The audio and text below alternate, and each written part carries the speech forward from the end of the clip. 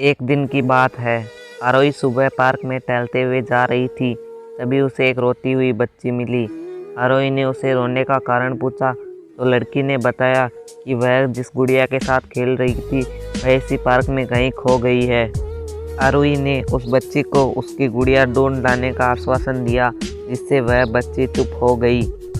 आरोही ने गुड़िया ढूंढने के लिए समय मांगी और फिर दूसरे दिन गुड़िया लाने का वादा करके वहाँ से चली गई।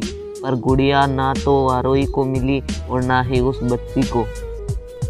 आरोही ने गुड़िया की तरफ से एक काल्पनिक पत्र उस बच्ची को लिखी और जब वह बच्ची पार्क में गुड़िया पाने की आशा में आई तो आरोही ने उस पत्र पर उस बच्ची को पढ़कर सुनाया।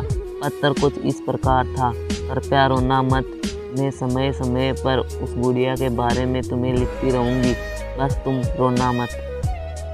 अब आरोही रोज उस खोई हुई गुड़िया की तरफ से बच्ची को काल्पनिक पत्र लिखने लगी और लगभग रोज ही उस बच्ची को पढ़कर सुनाती थी, जो कि यात्रा का काल्पनिक वर्णन हुआ करता था।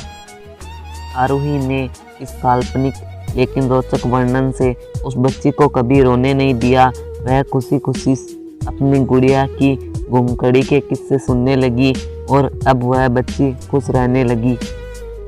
एक दिन जब काफ़ी कहानियाँ हो गई तो आरोही ने उस बच्ची को दूसरी गुड़िया लाकर दे दी। जाहिर है वह गुड़िया बदली हुई थी।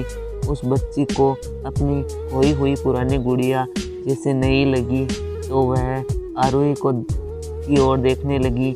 आरोही अनजान बनते हुए गुड़िया में चिपकी हुई एक चिट को निकाल कर पढ़ने लगी। उसमें लिखा हुआ था, यह मैं ही हूँ, तुम्हारी वाली गुड़िया जो पार्क में खो गई थी। दुनिया भर की लंबी यात्रा की वजह से मैं थोड़ी बदल गई हूँ। बच्ची को गुड़िया और आरोही पर विश्वास हो गया। वह गुड़िया लेकर घर चली गई। वर्षों बाद जब वह बच्ची बड़ी हो गई तो एक दिन वह अपनी अलमारी में कुछ ढूंढ रही थी तो उसका ध्यान उस गुड़िया की तरफ गया जो आरोही ने उसे दी थी। बचपन की बातें याद करके वह हंसने लगी। उसे अब समझ आ चुका था कि आरोही ने उसका मन कैसे रखा। उसे उस गुड़िया पर फिर प्यार आने लगा। वह उसे बड़े गौर से देखने लगी।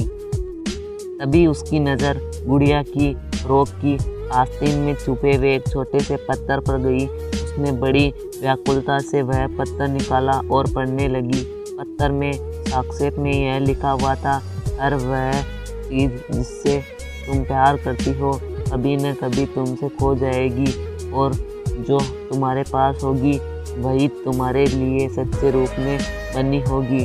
रूप भले ही भिन्न होगा पर प्यार एकदम खालिश होगा। आज की यह कहानी यहीं समाप्त होती है। आप लोग कमेंट करके बताना कहानी कैसी लगी और शेयर करना मत भूलना।